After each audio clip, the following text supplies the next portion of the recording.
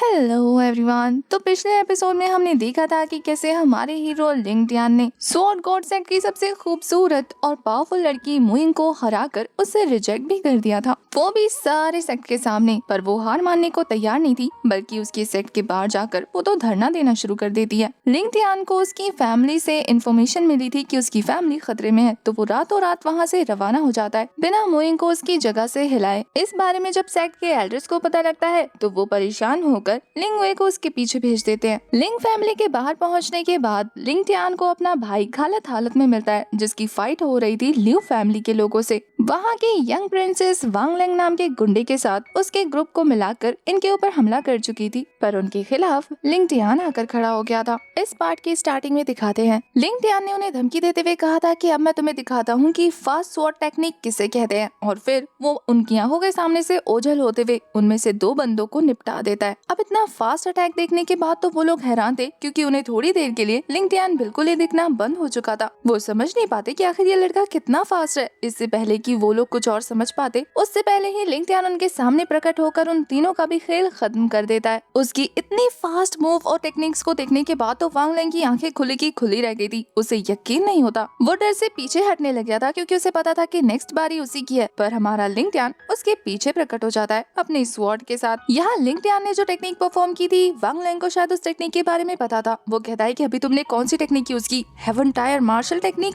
पर लिंग टियान ऐसे मुंह बनाते हुए कहता है जैसे कि वो किसी चूहे से बात कर रहा हो, कि तुम्हें मारने के लिए मुझे मार्शल टेक्निक यूज करने की जरूरत नहीं पड़ेगी। पर वांग लेंग को यकीन नहीं हो रहा था। वो कहता है कि नहीं, तुमने वो हेवन टायर टेक्निक यूज की है, क्योंकि तुम्हारी cultivation level spiritual real realm की 3rd लेवल है, और तुम्हें लगता है कि तुम इस पावर के साथ मेरे इतने पावरफुल सोल्जर्स को हरा सकते हो। लिंग टियान उसकी बातों को इग्नोर करते हुए अपनी स्वॉर्ड उस पर तानते हुए कहता है कि अगर जिंदा रहना चाहते हो तो चुपचाप ये बताओ कि तुम्हें भेजने वाला इंसान आखिर कौन है। वांग लेंग तो ये जानकर हैरान था। वो कहता है कि इससे कैसे पता लगा। पर पीछे से फिर से लियो उसे उकसाते हुए कहती है कि यंग मास्टर, मुझे लगता है कि इसने वही टेक्निक यूज की है, और ये आपके सामने स्ट्रॉन्ग बनने के लिए ऐसा बिहेव कर रहा है। इसने आपके सोल्जर्स को मारकर उनकी एनर्जी एब्जॉर्व कर ली होगी, और तभी ये अभी इतना ज्यादा स्ट्रॉन्ग बन रहा है। अब लियो की बातें वांग लेंग के माइंड में बिल्कुल बहुत अच्छे से सेंस बना रही थी। तो वो कहता है कि मैं तो तेरी बातों में ऑलमोस्ट आ ही गया था, पर अब तू मेरे हाथों से नहीं बचने वाला। ये बोलने के बाद वो भी अपनी स्वॉर्ड निकाल कर जंप करते हुए लिंग टियान की तरफ आगे बढ़ने लगता है। पर लिंग टियान के पास पहुंचने से पहले ही वो स्किप करते हुए उसके पीछे आ गया था, और एक जोरदार किक और स्वॉर्ड अटैक के साथ उसे एक पेड़ से उठाकर फेंक देता है। वांग लेंग काफी बुरी तरीके से इंजर्ड हो गया था, इसलिए जब लिंग टियान उसके सामने आता है तो अब वो डरते हुए कह रहा था कि मैं तुम्हें सारी सच्चाई बताने के लिए तैयार हूँ, बस प्लीज मेरी जान बख्श दो। पर लिंग टियान को अब उसकी बातें सुनने में कोई इंटरेस्ट नहीं था। वो एक जबरदस्त स्लैश लगाकर उसका खेल खत्म करते हुए कहता है कि अब बहुत देर हो चुकी है। वहाँ मौजूद हर कोई सहम जाता है लिंग टियान की इस बेरहम अटैक करने की एबिलिटी से। तो उसका भाई भी थोड़ी देर के लिए डर गया था, पर फिर वो थोड़ी देर बाद खुद को संभाल लेता है, क्योंकि लिंग टियान ने उसकी जान बचाने के लिए ये सब किया। 2 साल बाद अपने भाई से मिलकर लिंग युन काफी ज्यादा खुश होते हुए कहता है कि भैया, मैं तो 2 साल बाद आपको देख रहा हूँ, आप तो सच में बहुत बदल गए हैं। पर यहाँ लिंग टियान को इन सारी चीजों में इंटरेस्ट नहीं था, बल्कि इन चीजों में था कि आखिर लिंग फैमिली के साथ 2 सालों में क्या हुआ जब वो यहाँ पर नहीं था। अब ये बताते हुए तो लिंग युन का भी खून खौल रहा था। वो कहता है कि वो कमीना लिंग यांग, ये सब कुछ उसकी वजह से हुआ। हमारे मास्टर के काफी बुरी तरीके से इंजर्ड होने के बाद उसने फैमिली हेड को पॉइजन दे दिया, और उसके बाद से लिंग यान लियू फैमिली के साथ मिल गया, और अब वो दोनों ही हमारी फैमिली पर गंदी नजर गड़ा कर बैठे हैं। ये सारी बातें सुनने के बाद लिंग टियान समझ आता है कि अब उसकी फैमिली काफी ज्यादा मुसीबतों से घिरी है, तो उसे उन्हें बाहर निकालना ही होगा। और अब वो तेजी से लियू रो की तरफ आगे बढ़ने लगता है। वो तो डर जाती है कि कहीं अब नेक्स्ट बारी उसकी ना हो। पर लिंग टियान को बहुत सारी मेडिसिन चाहिए थी, तो वो उसे बंदी बनाकर उसे अपने साथ टाउन के आगे से अपने सेक्ट ले जाने लगता है, जहाँ लियू रो के हाथ पांव बंधे देखकर, सोल्जर से घिरा देखकर सभी लोग उसके बारे में बातें बनाते हुए कहते हैं कि ये तो लियू फैमिली की सेकंड मिस है ना, तो आखिर ये लिंग फैमिली की बंदी क्यों बनी हुई है। पूरे टाउन को इस बारे में पता था कि लियू फैमिली के हेड की वजह से लिंग फैमिली के हेड काफी बुरी तरीके से इंजर्ड हो गए थे। पहले तो ये दोनों ही फैमिली एक दूसरे की जानी दुश्मन हुआ करती थी, लेकिन उसके बाद लियू फैमिली ने लिंग फैमिली को टेक ओवर कर लिया, और अब कोई भी उस फैमिली को ह्यूमिलेट नहीं कर सकता। तो वहाँ मौजूद सभी लोग कंफ्यूजन के मारे परेशान हो रहे थे कि आखिर ये दोनों लिंग फैमिली के यंग मास्टर्स लियो फैमिली की लड़की को इस तरीके से बंदी बनाकर उन्हें जलील कैसे कर सकते हैं। अब ये सारी बातें सुनने के बाद लिंग युन काफी ज्यादा कॉन्शियस फील कर रहा था, पर लिंग टियान उसे शांत करते हुए कहता है कि कुछ भी रिएक्ट करने की जरूरत नहीं है, सब कुछ मुझ पर छोड़ दो। लिंग टियान आगे बढ़ रहा था कि तभी दो लोग उसे देखकर मुंह बनाना शुरू कर देते हैं, जिसमें से यांग जिन नाम का बंदा लिंग फेंग नाम के बंदे से कहता है कि यंग मास्टर लिंग, आपकी फैमिली का सबसे बड़ा जीनियस वापस आ गया है। लिंग फेंग लिंग टियान को देखकर इतना ज्यादा चिढ़ रहा था जैसे कि लिंग टियान से बड़ा उसका कोई और दुश्मन नहीं है। वो कहता है कि कौन सा जीनियस, स्वॉर्ड गॉड सेट में इसके डैंडियान को चूर चूर कर दिया गया है, अब ये किसी त्रैश से और कुछ नहीं है। पर तभी हमारा लिंग टियान घोड़े पर बैठे हुए ही उसे तिरछी नजरों से घूरता है और वो इतना ज्यादा डर गया था, ऐसा लग रहा था जैसे कि लिंग टियान ने उसकी आत्मा हिट कर दी हो। डर से उसके पसीने छूटता देखकर यांग जिन उसकी इंसल्ट करते हुए कहता है कि आप तो अभी से डर गए। वो 2 साल तक आपकी नजरों से दूर रहा, लेकिन फिर भी उसके नाम से इतना खौफ। अब वो अपनी ताकत शो करना चाहता था कि देखो मैं लिंग टियान से कितना ज्यादा स्ट्रॉन्ग हूँ, इसलिए वो अपने चाय के कप को तोड़ते हुए कहता है कि देखता हूँ ये मेरे आगे कितनी देर टिकता है। ये बोलने के बाद भाई साहब अपनी जुल्फे उड़ाते हुए पहुंच जाते हैं सीधा लिंग टियान के कैरेज के सामने। वो अपनी स्वॉर्ड लिंग टियान पर तानते हुए कह रहा था कि तुमने पास में मुझे तो इतना ह्यूमिलेट किया है, मुझे अब तुम्हें उससे उसका बदला लेना है। अपनी तरफ से तो वो बंदा काफी पावरफुल अटैक करने की कोशिश कर रहा था, पर लिंग टियान एक छोटे से तिल्ली को उठाकर उसके फेस पर थ्रो करता है, जिससे बुरी तरीके से हिट होने के बाद तो उस बंदे के चारों खाने चित हो चुके थे, जमीन पर किसी लाश की तरह गिर पड़ा था। यांग जिंग बेचारा इस छोटे से अटैक से काफी बुरी तरीके से इंजर्ड होकर खुद को संभालते हुए कहता है कि अभी क्या हुआ, सभी के सामने मेरी इंसल्ट हो गई, ये इतना पावरफुल कैसे बन गया। वही लिंग फेंग को समझ नहीं आता कि वो उस पे कैसे रिएक्ट करे, अपने दुश्मन की जीत पर नाराज हो या फिर अपने सो कॉल्ड बेस्ट फ्रेंड जिसने अभी अभी उसकी बेइज्जती की थी उसकी हार पर हंसे। इस मौके का फायदा लिंग युन बहुत अच्छे से उठाता है। वो तो हंसते हुए कहता है कि ब्रदर यांग जिन, आपको क्या पड़ी थी जो आप मेरे ब्रदर लिंग टियान से भिड़ने आ गए। 2 साल पहले भी आप लिंग टियान के मुकाबले में दूर दूर के नहीं थे, आपको लगा अब आप उसका मुकाबला कर सकते हैं।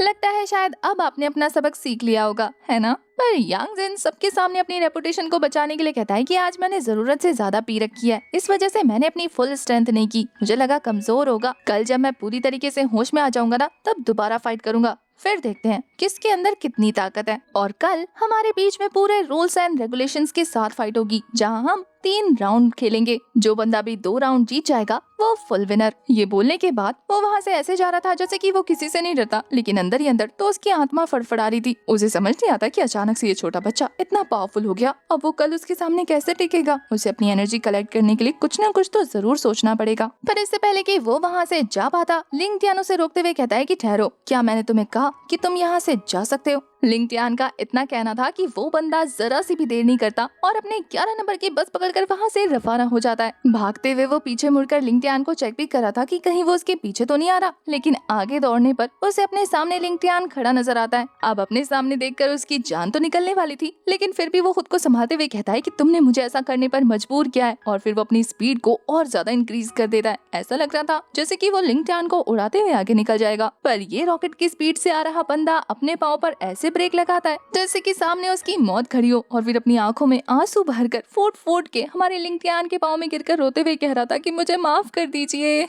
और अब तो उसे लिंग टियान को अपना दादाजी कहने में भी कोई शर्म महसूस नहीं होती, क्योंकि उसे पता है लिंग टियान चाहे तो यहीं मार मार कर उसका हुलिया बिगाड़ दे। वो तो सोच रहा था कि शायद ऐसा करने से लिंग टियान उसे माफ कर देगा, पर अफसोस ऐसा होता नहीं। थोड़ी देर के बाद हमें उसकी चीखें सुनाई देती हैं, और अब लिंग टियान के अटैक्स की वजह से वो काफी बेरहमी से घायल होकर उड़ता उड़ता अपने दोस्त के पाँव पर गिरता है। और वो दोस्त और कोई नहीं बल्कि ली हुई थी। उसकी भी ऐसी हाथ बंधी हुई हालत देखकर वो कहता है कि तुम भी यहाँ पर फंस गई। अब उसके अंदर इतनी एनर्जी नहीं बची थी कि वो खुद से खड़ा हो सके, तो लिंग फैमिली के सोल्जर्स ही उसे खींचते हुए वहाँ से ले जाते हैं। अब उन दोनों को बंदी बनाने के बाद हमारा हीरो काफी चौड़ में कहता है कि जाओ यांग फैमिली और लियो फैमिली को अनाउंस कर दो कि अगर उन्हें अपने ये 2 अनमोल रतन वापस चाहिए तो उन्हें अपने फैमिली के एसेट्स के बदले इन्हें वापस देना होगा। लिंग टियान अब दोनों फैमिली को काफी अच्छा सबक सिखाने के लिए उनसे ट्रेडिंग करने वाला है। इतना ही नहीं, वो दोनों फैमिली के जासूसों को सुनाते हुए कहता है कि अगर 3 दिन में मुझे इन लोगों को लेने के लिए कोई आता हुआ नहीं दिखा ना, तो फिर मैं पर्सनली उनके क्लैन में विजिट करूंगा और पूरे क्लैन को ही डिस्ट्रॉय कर दूंगा। ये बोलने के बाद वो वहाँ खड़े हुए लिंग फैंग की तरफ देखता है जो कि अपनी जगह से गायब हो चुका था। यहाँ हमारे हीरो को पता था कि वो दौड़कर कहाँ गया होगा। सीन शिफ्ट होता है और हम लिंग फैमिली के मीटिंग हॉल का सीन देखते हैं, जहाँ पर वहाँ का न्यू पैट्रियार्च और कोई नहीं बल्कि लिंग फैंग का फादर बन गया था और उसकी मदर उसे प्रेस करते हुए कहती है कि हमारे रास्ते के 2 कांटे आराम से निकल चुके हैं। पहला तो लिंग टियान जिसके मेरिडियंस पूरी तरह से डिस्ट्रॉय हो चुके हैं, और दूसरा हमारी फैमिली के ओल्ड हेड जिन्हें हम अपने रास्ते से नहीं हटा पाते। अगर आप दोनों एल्डर्स हमारी हेल्प नहीं करते तो आप दोनों तो सच में ग्रेट एल्डर्स हैं। ये बोलने के बाद वो उन्हें सर पे चढ़ा रही थी और वो भी अपने न्यू पैट्रियार्च के आगे घुटने देखते हुए कहते हैं कि ये तो आपका बड़प्पन है। वो इस माहौल को एंजॉय कर ही रहे थे कि तभी वहाँ पर दौड़ते दौड़ते लिंग फैंग की एंट्री हो जाती है, जो कि कहता है कि फादर आपको पता है कितनी बड़ी गड़बड़ हो चुकी है। वहीं अपने बेटे को इतनी बुरी तरीके से पैनिक करता देखकर वो बंदा कहता है कि बेटे तुम एक यंग मास्टर हो और इस तरीके से बिहेव करना एक यंग मास्टर को शोभा नहीं देता। क्या तुम्हें सिखाना पड़ेगा? कल को इस फैमिली हेड की पोजीशन तुम्हें संभालनी है और तुम इस तरीके से बिहेव करके संभालोगे तो लोग तुम्हारी इज्जत करेंगे। अब अपने हस्बैंड को इतनी बुरी तरीके से भड़कता देखकर लिंग फैंग की मॉम कहती है कि मेरे प्यारे बेटे अब बताओ जल्दी से क्या बात है, आखिर तुम इतना दौड़ते दौड़ते यहाँ पर कैसे पहुँचे? लिंग फैंग खुद को संभालते हुए कहता है कि मम्मा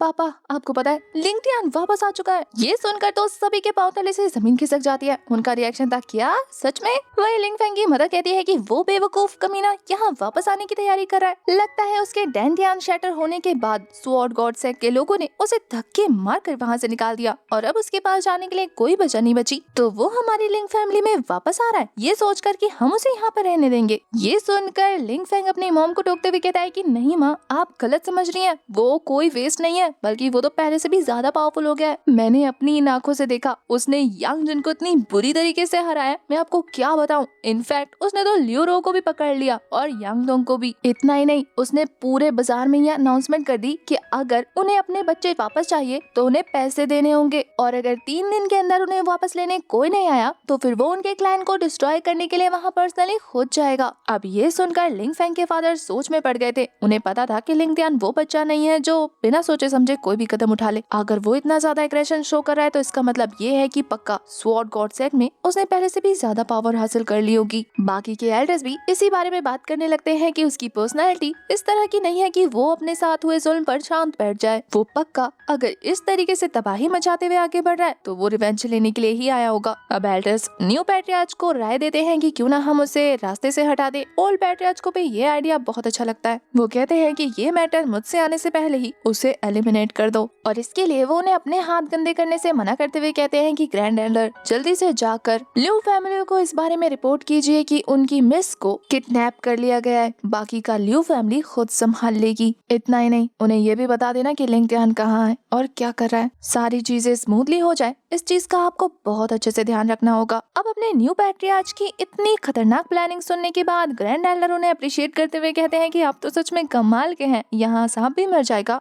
और लाठी भी नहीं टूटेगी। मतलब उनके रास्ते का कांटा फिर से निकल जाएगा और कोई उन पर ब्लेम भी नहीं कर पाएगा। वो लोग यांग फैमिली को भी इन्वॉल्व करना चाहते थे, जिस पर सेकंड ग्रैंड एल्डर कहती है कि वहाँ के लिए मैं जाऊंगी, मैं जाकर पर्सनली उन्हें इन्फॉर्म करूंगी इस बारे में। हमें पता लगता है कि लिंग फैंग के फादर लिंग टियान के सेकंड एल्डर हैं। वो उसे कहते हैं लिंग टियान मुझे माफ कर देना, तुम्हारे सेकंड एल्डर तुम्हारे साथ इतना क्रूअल नहीं होना चाहते, लेकिन क्या करूँ तुम अडॉप्ट हुए और अपने लिए गलत फादर चुन लिया। अगर तुमने मुझे अपने फादर के रूप में चूज किया होता तो आज तुम्हारी जिंदगी कुछ और होती। खैर अब तुम्हें अपने ऊपर आने वाली मुसीबतों से खुद निपटना होगा। उनकी इस खतरनाक प्लानिंग के साथ ये वाला एपिसोड हो जाता है खत्म। आपको आज की एक्सप्लेनेशन कैसी लगी कमेंट करके जरूर बताना और साथ ही भर भर के सब्सक्राइब करो गाइस। 100 के कंप्लीट करना है। आप लोग तो माइनस में जा रहे हैं, इसलिए जिन्होंने भी सब्सक्राइब नहीं किया है वो करो और जिन्होंने भी अभी तक वीडियो शेयर करनी शुरू नहीं किया है वो भी करो। हमें ज्यादा से ज्यादा जल्दी 100 के तक पहुँचना है।